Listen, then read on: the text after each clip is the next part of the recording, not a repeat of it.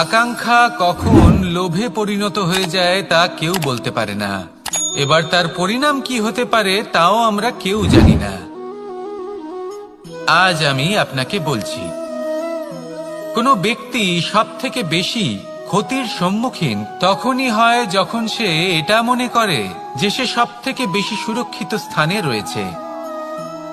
সে ভাবে যে সে সেখানে সুরক্ষিত রয়েছে।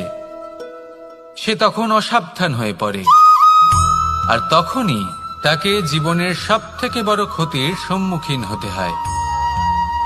নিঃস্ব হয়ে যাওয়ার পরিস্থিতি কোনো মানুষের জীবনে তখনই আসে যখন তার কাছে প্রচুর সম্পত্তি থাকে এবং সে তার থেকেও অনেক বেশি সম্পত্তি অর্জন করতে চায়। সেই অনেক বেশি সম্পত্তি অর্জন করার চেষ্টায় সে এমন কিছু করে বসে যার ফলে তাকে সমস্ত সম্পত্তি হারাতে হতে পারে।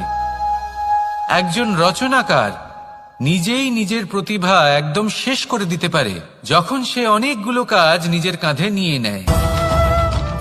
একটা গুরুত্বপূর্ণ কথা সবসময় মনে রাখবেন, আজ আপনি যেখানেই থাকুন না কেন, যেমনই যে কোনো স্থানেই থাকুন না কেন, এর পেছনে আপনার আকাঙ্ক্ষার একটা বিশাল ভূমিকা রয়েছে।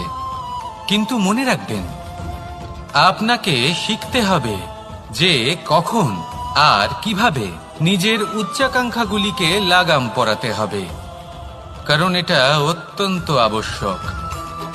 তাই আসুন আর আমার সাথে ভালোবেসে বলুন, রাধা রাধা।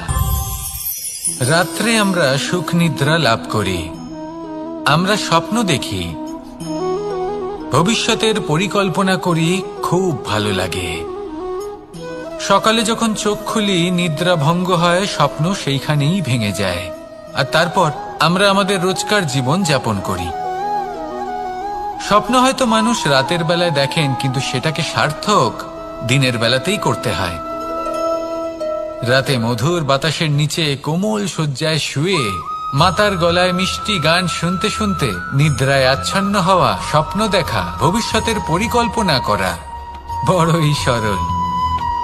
কিন্তু সকালবেলায় সময় মতো উঠে সূর্যের তাপ সহ্য করে, সেই উষ্ণতা সহ্য করে সর্বাঙ্গ ঘেমে গিয়ে নিজের পথ খুঁজে বের করা, সেই পথে অগ্রসর হওয়া, বাধা বিপত্তি এসবের সম্মুখীন হওয়া, আর তারপর লক্ষ্য লাভ করা, এগুলো কঠিন কাজ।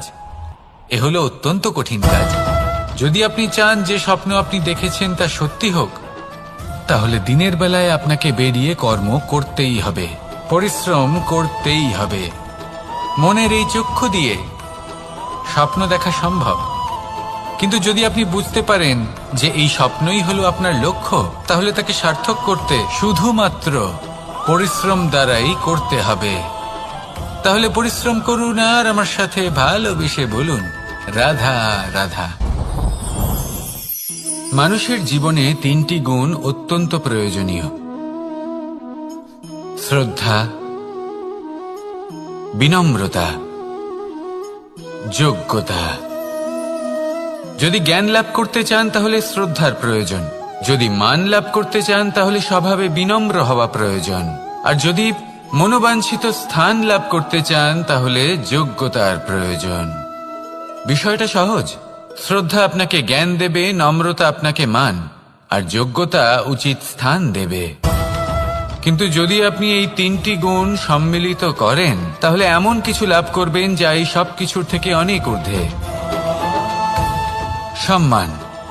আর এ হলো সেই সম্মান যা প্রত্যেক মানুষের নিজের জীবনে লাভ করতে চেষ্টা করা উচিত, কারণ এই হলো সেই সম্মান যার কারণে আপনি চলে যাওয়ার পরেও এই সংসার আপনাকে ভালোবাসবে আর মনে রাখবে। আসুন আমার সাথে ভালোবেসে বলুন, রাধা রাধা।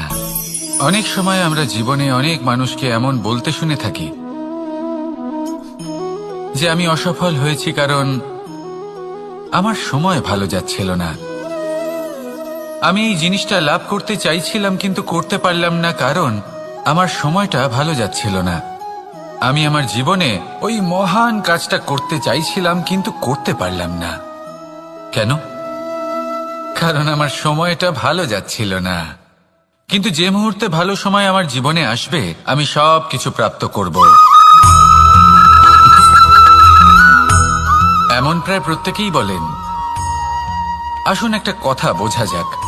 একজন মালিকে দেখুন, সে প্রত্যেক দিন গাছের সেবা করে, তাকে জল দেয়, তার যত্ন আত্তি করে। কেন প্রত্যেক দিন সেই গাছ ফল দেয় না? সঠিক সময় এলে তবেই সেই গাছ ফল দেয়, কিন্তু প্রত্যেক দিন মালি তার সেবা করে, তাকে যত্ন করে। শুধুমাত্র তখন করে না যখন সেই গাছ ফল দিতে সক্ষম। আর যদি মালি গাছের যত্ন প্রতিদিন না করে, তাহলে হয়তো সেই গাছ ফল দিতেই পারবে না। এটাই হলো আমাদের জন্য একটা শিক্ষা। যখন সময় আমাদের জন্য অপেক্ষা করে না, তখন আপনি সময়ের জন্য কেন অপেক্ষা করছেন? ভালো সময়ের জন্য অপেক্ষা করবেন না। ভালো এবং শুভ কর্ম দ্বারা ভালো সময়কে নিজের কাছে টেনে আনুন।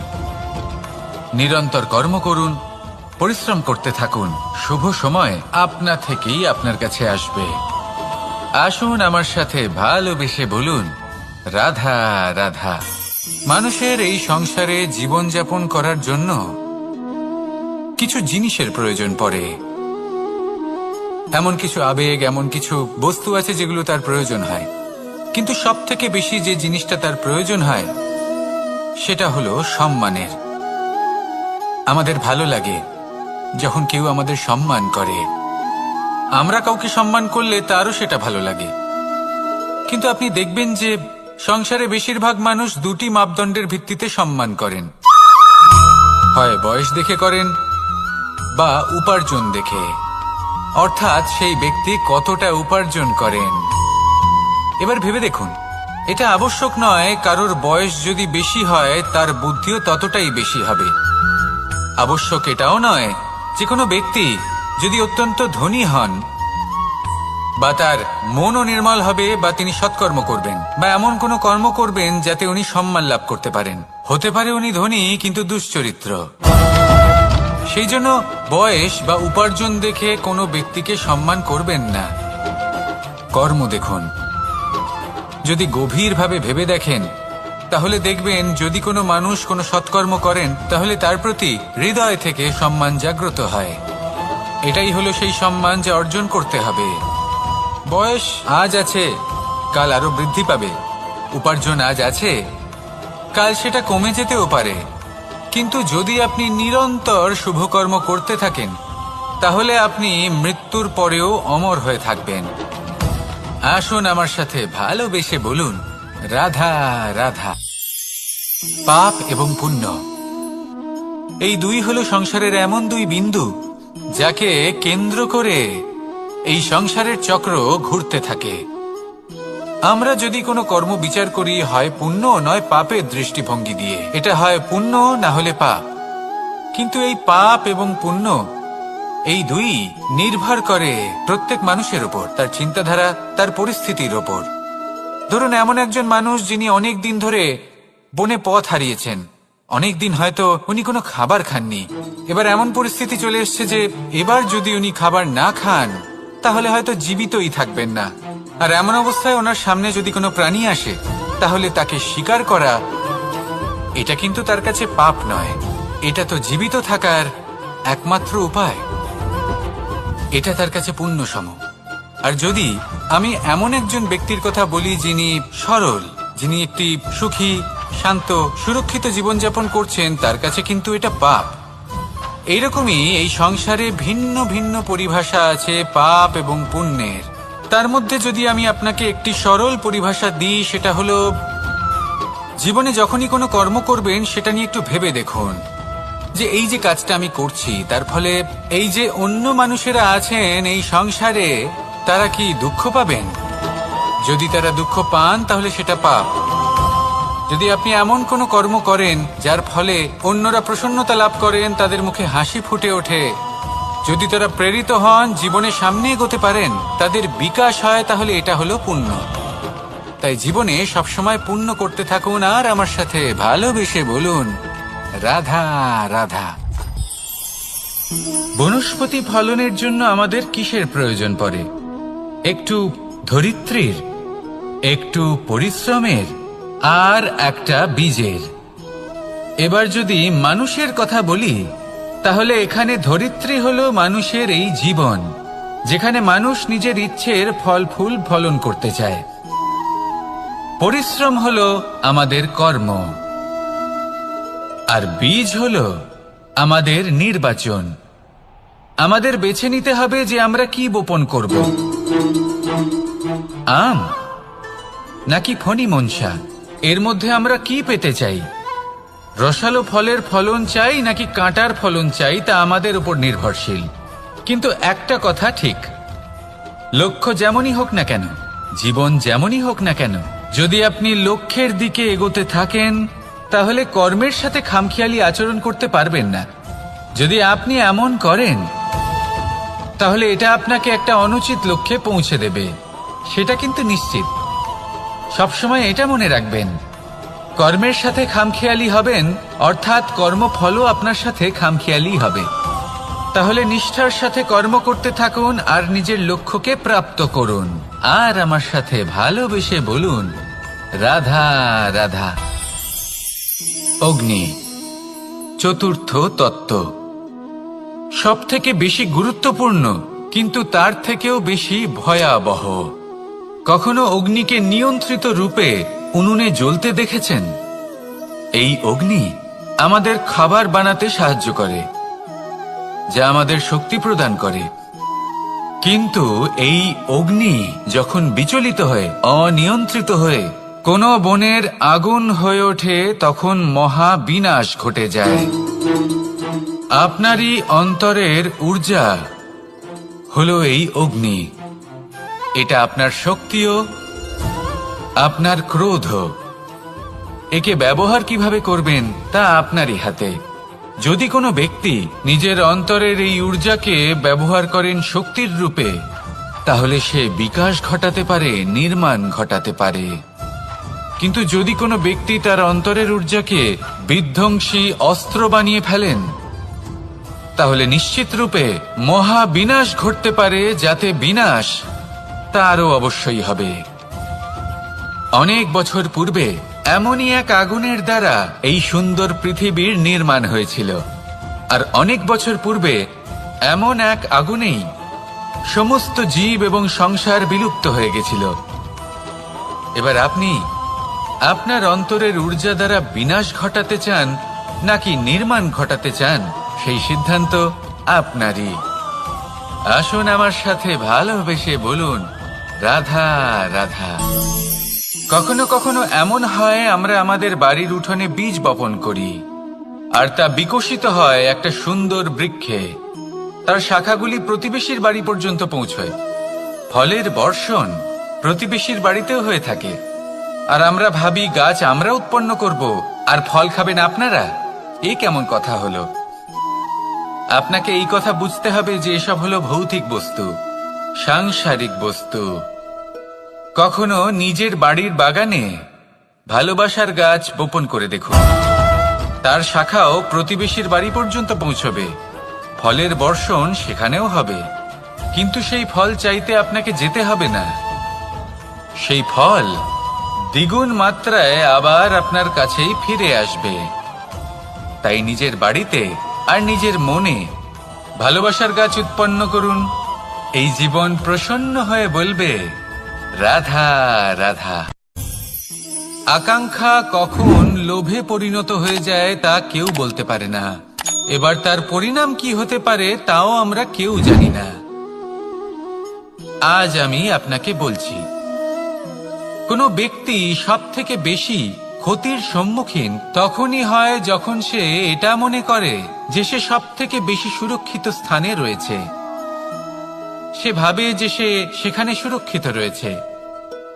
সে তখন অসাবধান হয়ে পড়ে, আর তখনই তাকে জীবনের সব থেকে বড় ক্ষতির সম্মুখীন হতে হয়। নিঃস্ব হয়ে যাওয়ার পরিস্থিতি কোনো মানুষের জীবনে তখনই আসে যখন তার কাছে প্রচুর সম্পত্তি থাকে এবং সে তার থেকেও অনেক বেশি সম্পত্তি অর্জন করতে চায়। সেই অনেক বেশি সম্পত্তি অর্জন করার চেষ্টায় সে এমন কিছু করে বসে যার ফলে তাকে সমস্ত সম্পত্তি হারাতে হতে পারে। একজন রচনাকার নিজেই নিজের প্রতিভা একদম শেষ করে দিতে পারে যখন সে অনেকগুলো কাজ নিজের কাঁধে নিয়ে নেয়। একটা গুরুত্বপূর্ণ কথা সবসময় মনে রাখবেন, আজ আপনি যেখানেই থাকুন না কেন, যেমনই যে কোনো স্থানেই থাকুন না কেন, এর পেছনে আপনার আকাঙ্ক্ষার একটা বিশাল ভূমিকা রয়েছে। কিন্তু মনে রাখবেন, আপনাকে শিখতে হবে যে কখন আর কিভাবে নিজের উচ্চাকাঙ্ক্ষাগুলিকে লাগাম পরাতে হবে, কারণ এটা অত্যন্ত আবশ্যক। তাই আসুন আর আমার সাথে ভালোবেসে বলুন, রাধা রাধা। রাত্রে আমরা সুখ নিদ্রা লাভ করি, আমরা স্বপ্ন দেখি, ভবিষ্যতের পরিকল্পনা করি, খুব ভালো লাগে।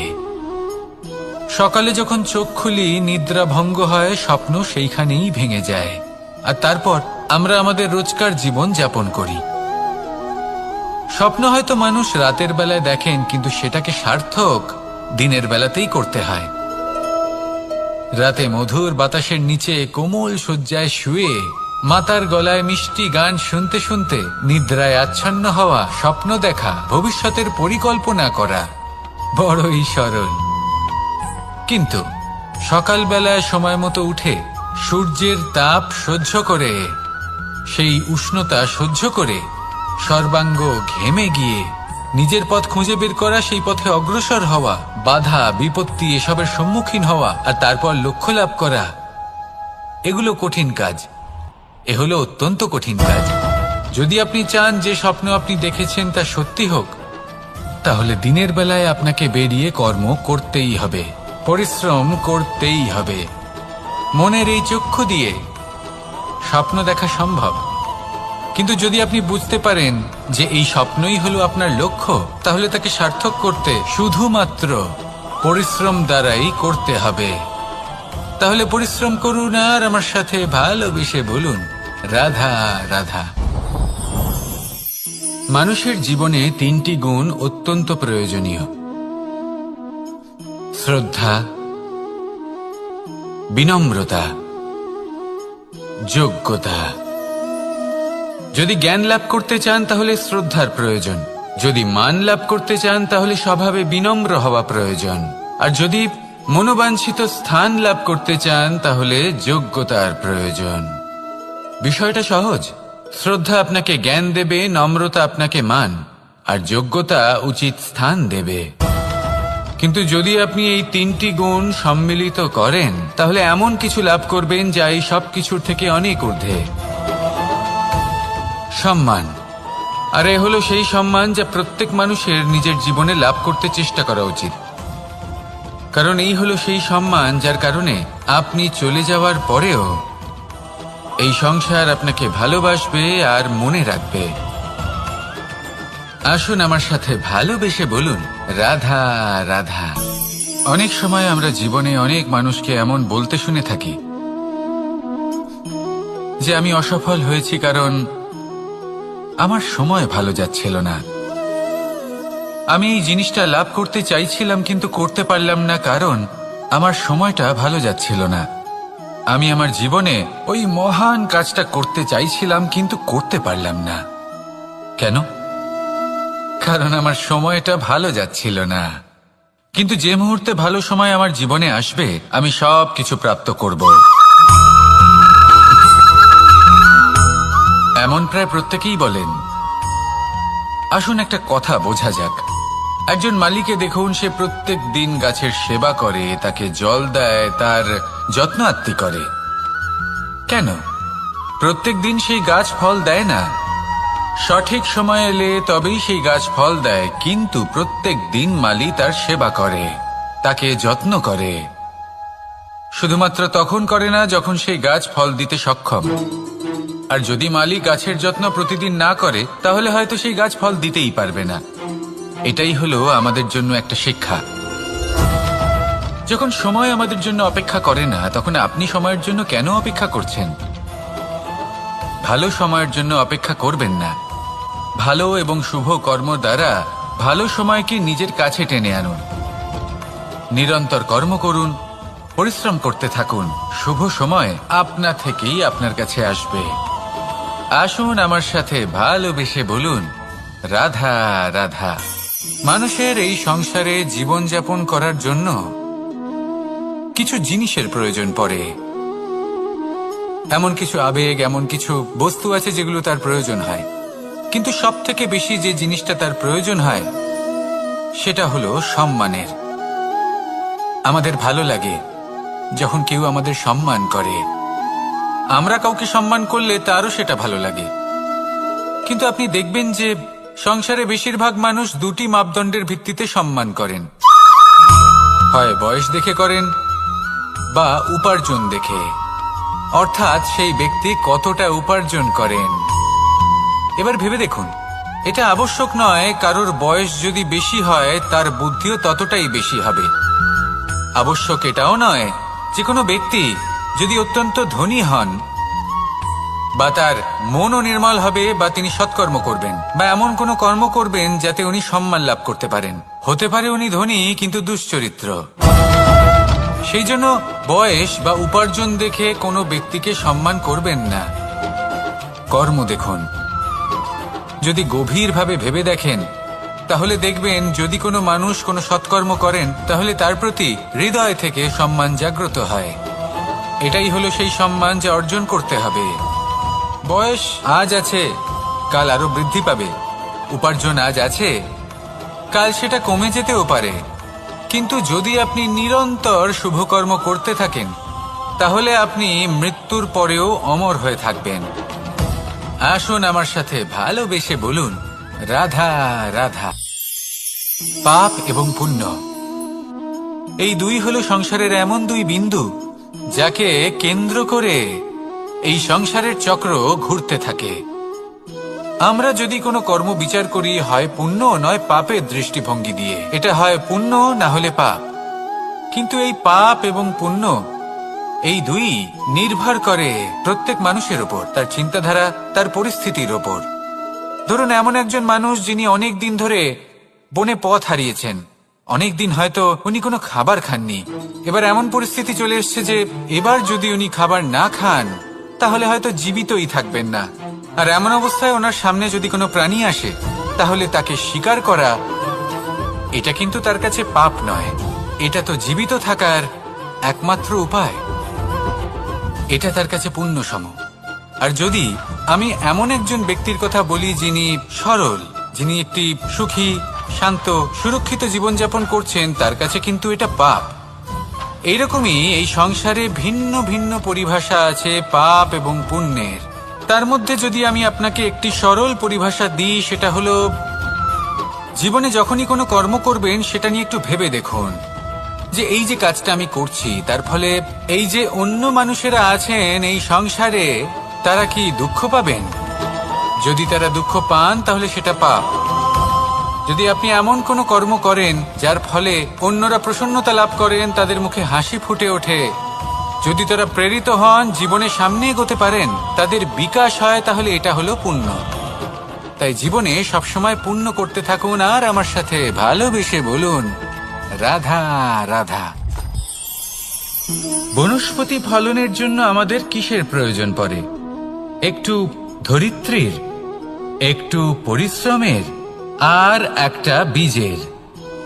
এবার যদি মানুষের কথা বলি তাহলে এখানে ধরিত্রী হলো মানুষের এই জীবন, যেখানে মানুষ নিজের ইচ্ছের ফল ফুল ফলন করতে চায়।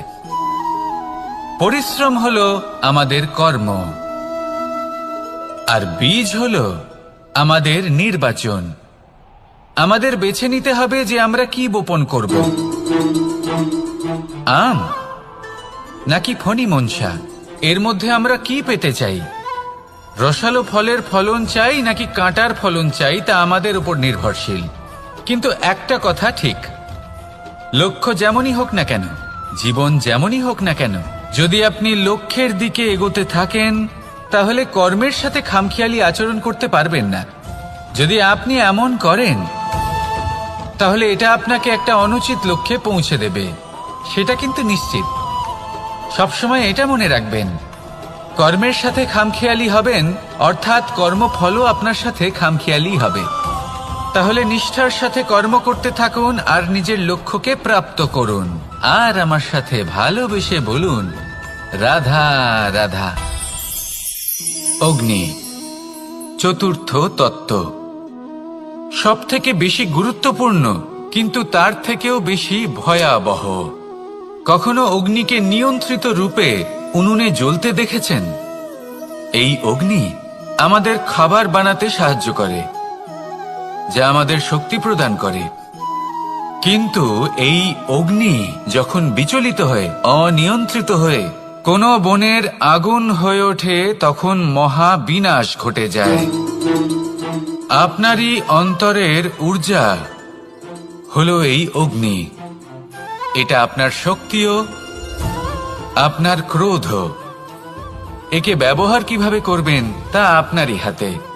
যদি কোনো ব্যক্তি নিজের অন্তরের এই ঊর্জাকে ব্যবহার করেন শক্তির রূপে, তাহলে সে বিকাশ ঘটাতে পারে, নির্মাণ ঘটাতে পারে। কিন্তু যদি কোনো ব্যক্তি তার অন্তরের ঊর্জাকে বিধ্বংসী অস্ত্র বানিয়ে ফেলেন, তাহলে নিশ্চিত রূপে মহা বিনাশ ঘটতে পারে, যাতে বিনাশ তারও অবশ্যই হবে। অনেক বছর পূর্বে এমনই এক আগুনের দ্বারা এই সুন্দর পৃথিবীর নির্মাণ হয়েছিল। আর অনেক বছর পূর্বে এমন এক আগুনেই সমস্ত জীব এবং সংসার বিলুপ্ত হয়ে গেছিল।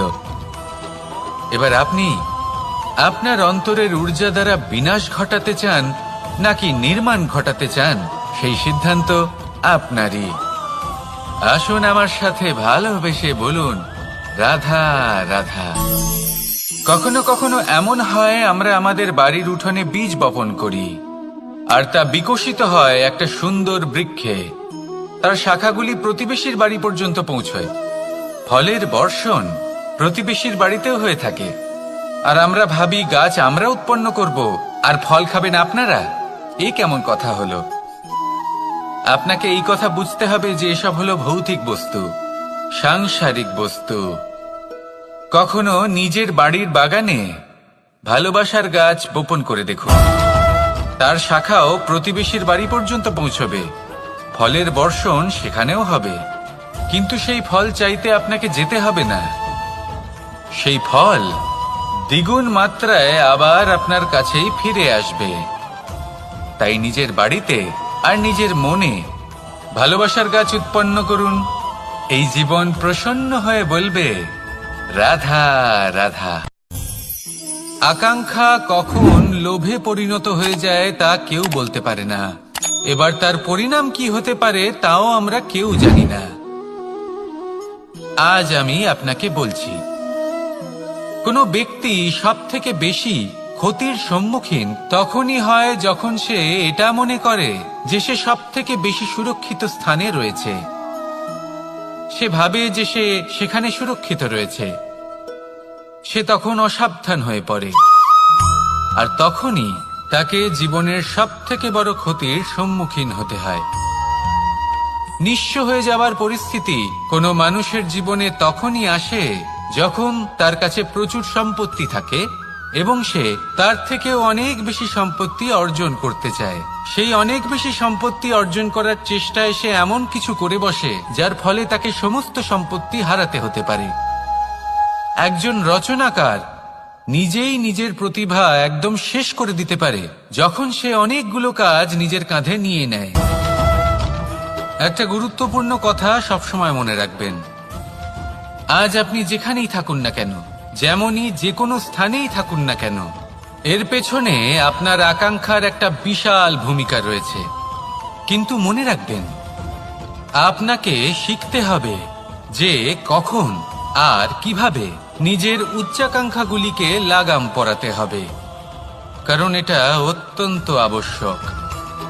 তাই আসুন আর আমার সাথে ভালোবেসে বলুন, রাধা রাধা। রাত্রে আমরা সুখ নিদ্রা লাভ করি, আমরা স্বপ্ন দেখি, ভবিষ্যতের পরিকল্পনা করি, খুব ভালো লাগে। সকালে যখন চোখ খুলি, নিদ্রা ভঙ্গ হয়, স্বপ্ন সেইখানেই ভেঙে যায়, আর তারপর আমরা আমাদের রোজকার জীবন যাপন করি। স্বপ্ন হয়তো মানুষ রাতের বেলায় দেখেন, কিন্তু সেটাকে সার্থক দিনের বেলাতেই করতে হয়। রাতে মধুর বাতাসের নিচে কোমল শয্যায় শুয়ে মাতার গলায় মিষ্টি গান শুনতে শুনতে নিদ্রায় আচ্ছন্ন হওয়া, স্বপ্ন দেখা, ভবিষ্যতের পরিকল্পনা করা বড়ই সরল।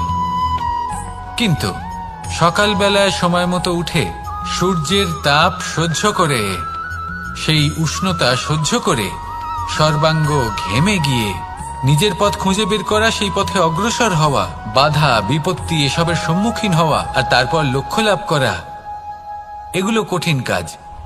এ হলো অত্যন্ত কঠিন কাজ। যদি আপনি চান যে স্বপ্ন আপনি দেখেছেন তা সত্যি হোক, তাহলে দিনের বেলায় আপনাকে বেরিয়ে কর্ম করতেই হবে, পরিশ্রম করতেই হবে।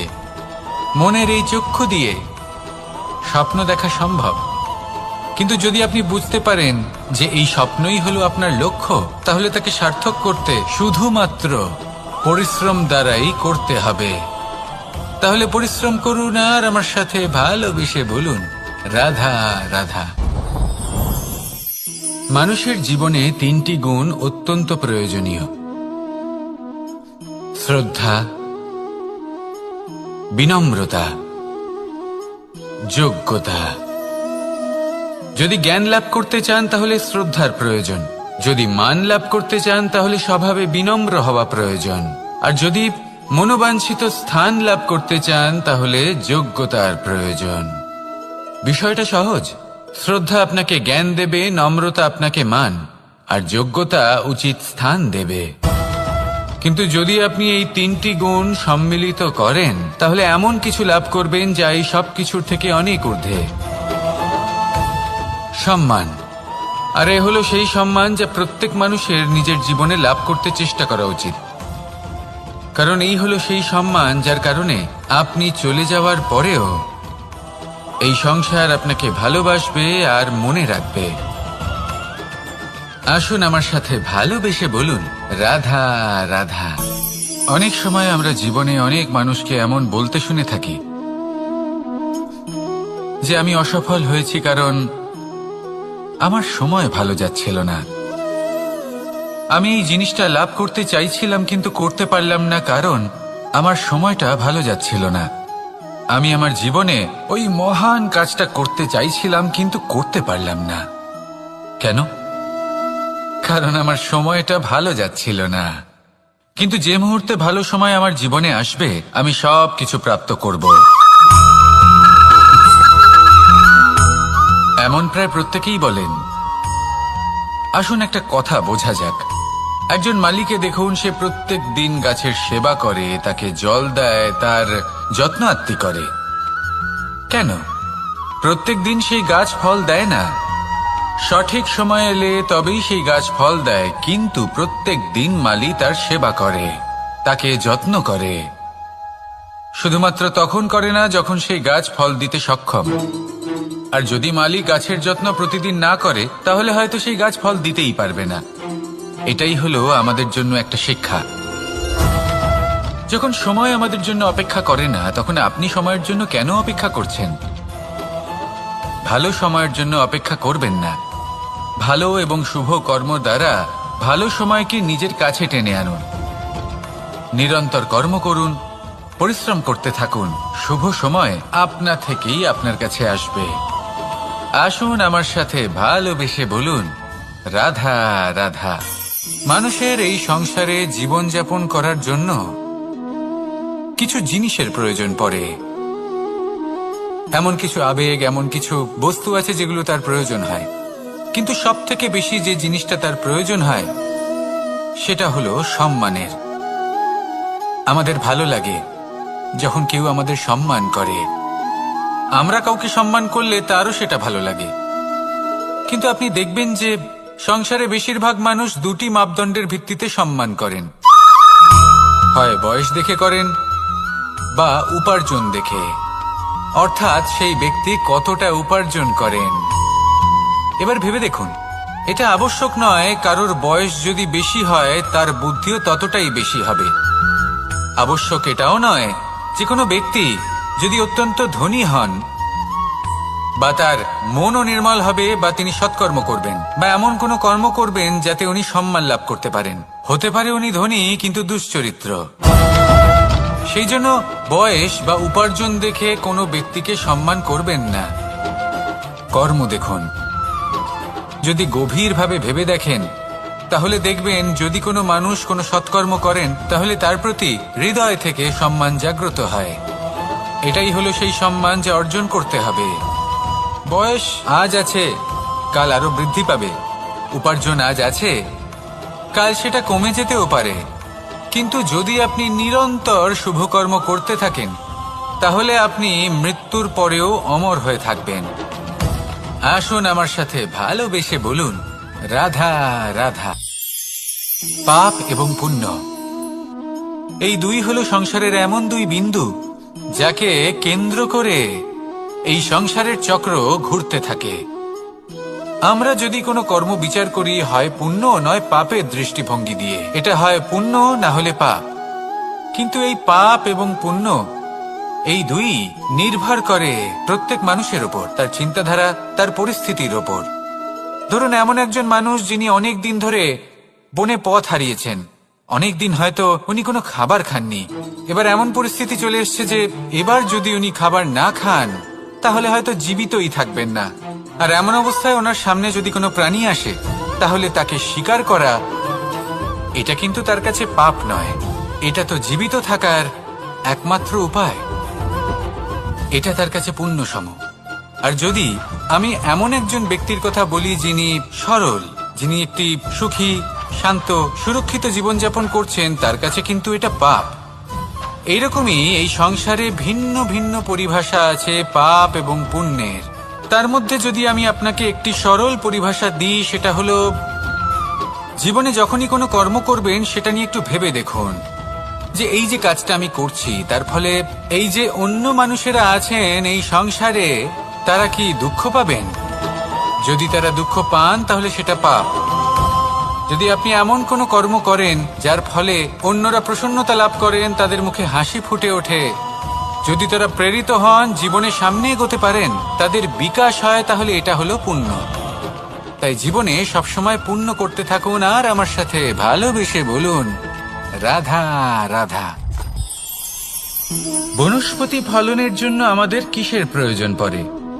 একটু ধরিত্রীর, একটু পরিশ্রমের, আর একটা বীজের। এবার যদি মানুষের কথা বলি তাহলে এখানে ধরিত্রী হলো মানুষের এই জীবন, যেখানে মানুষ নিজের ইচ্ছের ফল ফুল ফলন করতে চায়। পরিশ্রম হলো আমাদের কর্ম, আর বীজ হলো আমাদের নির্বাচন। আমাদের বেছে নিতে হবে যে আমরা কি বপন করব, আম নাকি ফণি মনসা। এর মধ্যে আমরা কি পেতে চাই? রসালো ফলের ফলন চাই নাকি কাঁটার ফলন চাই, তা আমাদের উপর নির্ভরশীল। কিন্তু একটা কথা ঠিক, লক্ষ্য যেমনই হোক না কেন, জীবন যেমনই হোক না কেন, যদি আপনি লক্ষ্যের দিকে এগোতে থাকেন তাহলে কর্মের সাথে খামখেয়ালি আচরণ করতে পারবেন না। যদি আপনি এমন করেন তাহলে এটা আপনাকে একটা অনুচিত লক্ষ্যে পৌঁছে দেবে, সেটা কিন্তু নিশ্চিত। সবসময় এটা মনে রাখবেন, কর্মের সাথে খামখেয়ালি হবেন অর্থাৎ কর্মফলও আপনার সাথে খামখেয়ালি হবে। তাহলে নিষ্ঠার সাথে কর্ম করতে থাকুন আর নিজের লক্ষ্যকে প্রাপ্ত করুন। আর আমার সাথে ভালোবেসে বলুন, রাধা রাধা। অগ্নি, চতুর্থ তত্ত্ব, সব থেকে বেশি গুরুত্বপূর্ণ কিন্তু তার থেকেও বেশি ভয়াবহ। কখনো অগ্নিকে নিয়ন্ত্রিত রূপে উনুনে জ্বলতে দেখেছেন? এই অগ্নি আমাদের খাবার বানাতে সাহায্য করে, যা আমাদের শক্তি প্রদান করে। কিন্তু এই অগ্নি যখন বিচলিত হয়ে, অনিয়ন্ত্রিত হয়ে কোনো বনের আগুন হয়ে ওঠে, তখন মহা বিনাশ ঘটে যায়। আপনারই অন্তরের ঊর্জা হলো এই অগ্নি। এটা আপনার শক্তিও, আপনার ক্রোধও। একে ব্যবহার কিভাবে করবেন তা আপনারই হাতে। যদি কোনো ব্যক্তি নিজের অন্তরের এই ঊর্জাকে ব্যবহার করেন শক্তির রূপে, তাহলে সে বিকাশ ঘটাতে পারে, নির্মাণ ঘটাতে পারে। কিন্তু যদি কোনো ব্যক্তি তার অন্তরের ঊর্জাকে বিধ্বংসী অস্ত্র বানিয়ে ফেলেন, তাহলে নিশ্চিত রূপে মহা বিনাশ ঘটতে পারে, যাতে বিনাশ তারও অবশ্যই হবে। অনেক বছর পূর্বে এমনই এক আগুনের দ্বারা এই সুন্দর পৃথিবীর নির্মাণ হয়েছিল। আর অনেক বছর পূর্বে এমন এক আগুনেই সমস্ত জীব